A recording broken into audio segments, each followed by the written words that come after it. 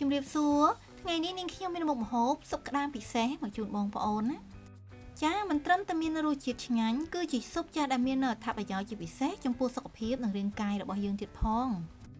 ចាហើយក៏ជាមុខម្ហូបដែលពេញនិយមនៅក្នុងកម្មវិធីជប់លៀងផ្សេងៗណាបងប្អូនសូមបងប្អូនអញ្ជើញទស្សនានៅវិធីចម្អិនជាមួយនាងខ្ញុំទាំងអស់គ្នាណាយើងក៏អាចចម្អិនស៊ុបក្តាមពិសេសនេះសម្រាប់ញ៉ាំជួបជុំគ្រួសារបានយ៉ាងងាយស្រួលទៀតផងណាតែកុំភ្លេចជួយ like ជួយ share និងជួយ subscribe channel ឲ្យនាងខ្ញុំផងណាបងប្អូនណានឹងបានទស្សនានៅមុខម្ហូបថ្មីប្លែកឆ្ងាញ់របស់នាងខ្ញុំជារៀងរាល់ថ្ងៃណា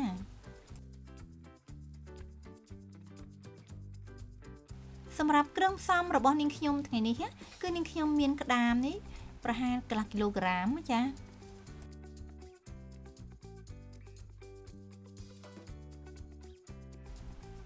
ចាហើយក៏មានជាមួយនឹងសាច់ក្តាមបងប្អូន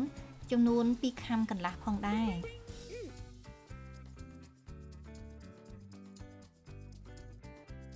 ចាហើយក៏មាននៅសាច់មាន់ចំនួន1ចំហៀងនេះគឺប្រហែលកន្លះគីឡូក្រាមបងប្អូន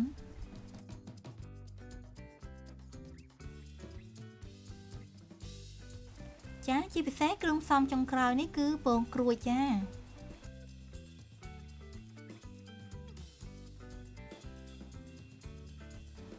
សម្រាប់បន្លែវិញគឺនាងខ្ញុំមានពោតចាគឺពោតពណ៌លឿងមានជាមួយនឹងការ៉ុតចាជាមួយនឹងផ្សិតម្ជុលណាបងប្អូនចាក៏មានបន្ថែមជាមួយនឹងខ្ទឹមបារាំងចាជាមួយនឹងស្លឹកខ្ទឹមក្លិនឈ្ងុយអំពីជីវ៉ាន់ស៊ុយណាចាសម្រាប់គ្រឿងផ្សំផ្សេងទៀតនាងខ្ញុំមានជាផ្សិតជីកណ្ដុរផ្សិតក្រៀមចាជាមួយនឹងម្រេចគ្រាប់ជាមួយនឹងអំបិលចាអំបិលខ្នុរស្ករស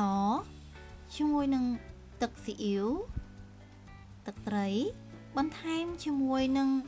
ម្សៅឆាណាបងប្អូនចាហើយក៏មានបន្ថែមជាមួយនឹងពងមាន់ផងដែរចាសម្រាប់ពងមាន់គឺនេះខ្ញុំដាក់ចំនួន4គ្រាប់ចាចុងក្រោយគឺខ្ទឹមសណាចាគ្រឿងផ្សំរបស់នាងខ្ញុំគឺត្រៀមរួចរាល់អស់ហើយចាសូមអញ្ជើញមកទស្សនាជាមួយនាងខ្ញុំទាំងអស់គ្នាណាជាដំបូងគឺនាងខ្ញុំចាប់ផ្ដើមដាក់ដាំទឹកក្នុងឆ្នាំងចំហុយឲ្យពុះសិនណាចាដោយបន្ថែមជាមួយនឹងអំបិលខ្នុរចាកន្លះស្លាបព្រាបាយបន្ថែមអំបិលចុងស្លាបព្រាបាយចាដើម្បីធ្វើឲ្យក្តាមរបស់យើងហ្នឹងគឺមានរសជាតិឆ្ងាញ់ណាបងប្អូនបន្ទាប់មកគឺនាងខ្ញុំដាក់ក្តាមហ្នឹងគឺចំហុយចាដោយបន្ថែមជាមួយនឹងគល់ស្លឹកគ្រៃជាមួយនឹងរំដេងនិងស្លឹកក្រូចសើចណាចា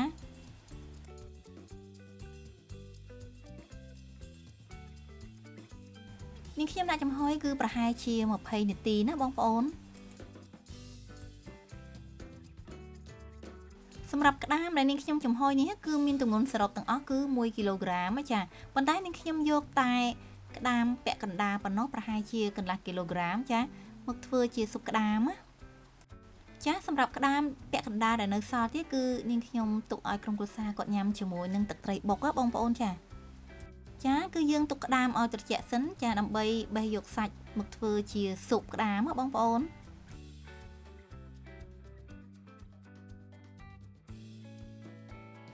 សម្រាប់សាច់មាន់វិញគឺនាងខ្ញុំដាក់ដាំទឹកឲ្យពុះចារួចហើយបន្ថែមជាមួយនឹងខ្ទឹមបារាំងចាបន្ថែមជាមួយនឹងស្លឹកខ្ទឹមបងប្អូនកុំភ្លេចបន្ថែមជាមួយនឹងគល់វ៉ាន់ស៊ុយដែរណាចាដើម្បីឲ្យទឹកស៊ុបរបស់យើងគឺមានក្លិនឈ្ងុយចាជាមួយនឹងខ្ទឹមសរួចហើយគឺដាក់អំបិល1ស្លាបព្រាកាហ្វេចាយើងដាក់មាន់ចូលស្ងោរបងប្អូនបន្ថែមម្រេចគ្រាប់ផងដែរចំនួន1ស្លាបព្រាកាហ្វេដូចគ្នាណាចាហើយប្រសិនបើបងប្អូនមានម្រេចគ្រាប់ទេគឺយើងអាចប្រើម្រេចម៉ដ្ឋបានណាចាខ្ញុំស្ងោរមាន់គឺប្រហែលពី15ទៅ20នាទីដូចគ្នាណាចាបន្ទាប់ពីសាច់មាន់របស់យើងឆ្អិនហើយគឺយើងត្រូវស្រង់សាច់មាន់របស់យើងនឹងទុកឲ្យត្រជាក់សិនណាបងប្អូនដើម្បីបេះយកសាច់មកចម្អិនជាស៊ុបក្តាមបន្តទៀតណាសម្រាប់ទឹកស្ងោរមាន់គឺយើងទុកសម្រាប់ធ្វើទឹកស៊ុបដូចគ្នាសម្រាប់ការរៀបចំបន្លែវិញគឺនាងខ្ញុំដាក់ផ្សិតត្រជាក់កណ្ដុរជាមួយនឹងផ្សិតក្រៀមបងប្អូនដើម្បីត្រាំទឹកបើសិនជាយើងមានទឹកក្តៅអ៊ុនៗកាន់តែល្អចាធ្វើឲ្យឆាប់រីកល្អចាសម្រាប់ផ្សិតម្ជុលវិញបងប្អូន គឺយើងបេះវាឲ្យដុំទូចៗបែបនេះណាចា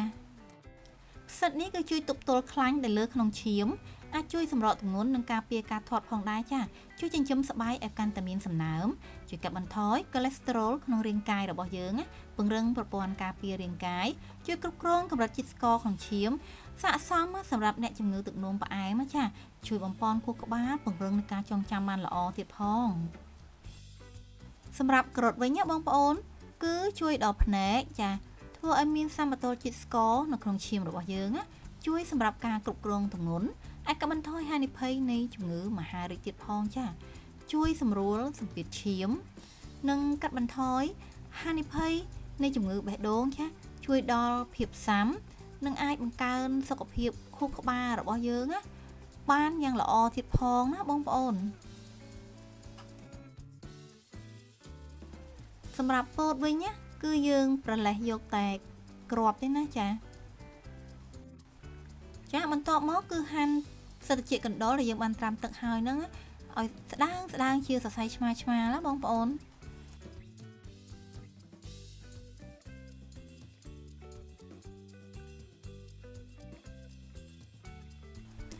រួចហើយគឺយើងហាន់ផ្សិតក្រៀមដែលបានត្រាំទឹករីកដូចគ្នាហ្នឹងជាចំណិតស្ដើងចា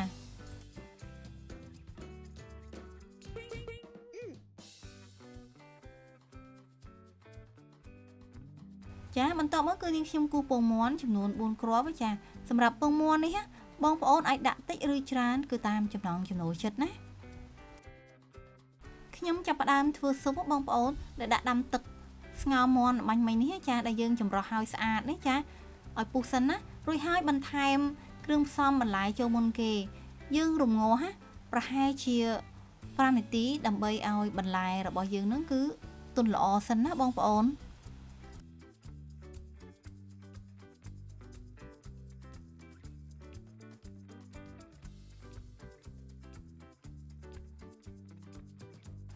បន្ទាប់មកទៀតគឺយើងបន្ថែមគ្រឿងផ្សំចា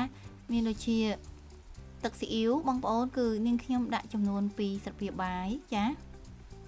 សម្រាប់ទឹកត្រីគឺ1ស្លាបព្រាបាយ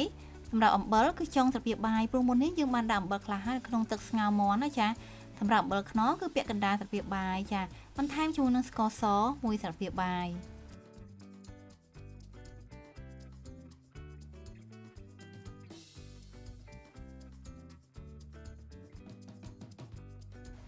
រួចហើយគឺយើងបន្ថែមជាមួយនឹងសាច់ចូលមានដូចជាសាច់មាន់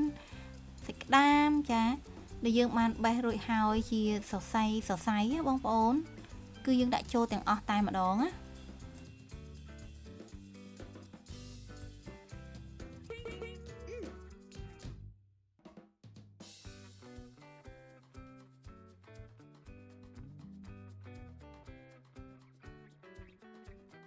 បន្តមកទៀតគឺយើងបន្ថែមពងក្រួយចូលទាំងអស់ណាបងប្អូន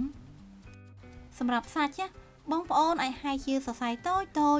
ឬក៏ធំអាស្រ័យទៅលើការចូលចិត្តណាបងប្អូន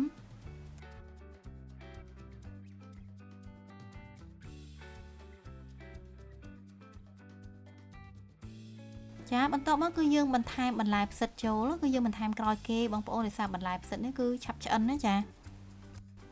នៅពេលដែលស៊ុបយើងឆ្អិនណាបងប្អូនអាចភ្លក់រសជាតិតាមការចូលចិត្តណាបន្តមកគឺនាងខ្ញុំលាយម្សៅឆាចំនួន5ស្លាបព្រាបាយជាមួយនឹងទឹក1ចានចង្កឹះសម្រាប់ម្សៅឆាគឺយើងត្រូវមើលបរិមាណលើទឹកស៊ុបបងប្អូន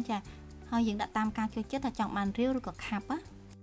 យើងបន្ថយភ្លើងមកនៅពាក់កណ្ដាលចាក់បណ្ដាកូរទឹកស៊ុបរបស់យើងបណ្ដាណាហើយប្រសិនបើទឹកស៊ុបយើងនៅ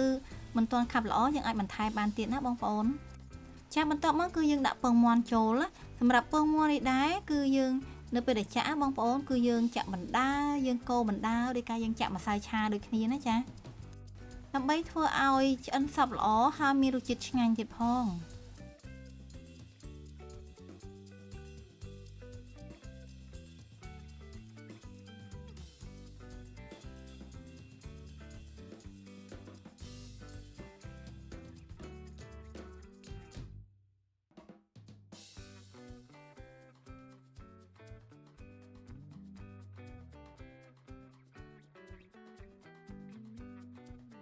ឥឡូវនេះស៊ុបក្តាមរបស់នាងខ្ញុំគឺឆ្អិនហើយបងប្អូន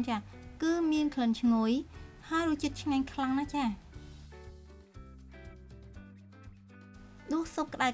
ដាក់ចានញ៉ាំទាំងអស់គ្នាណាបងប្អូនចាមិនត្រឹមតែជាស៊ុបដែលមានរសជាតិឆ្ងាញ់ទេចាថែមទាំងជាស៊ុបដែលមានអត្ថប្រយោជន៍ខ្លាំងណាស់សម្រាប់សុខភាពនិងរាងកាយរបស់យើងទៀតផង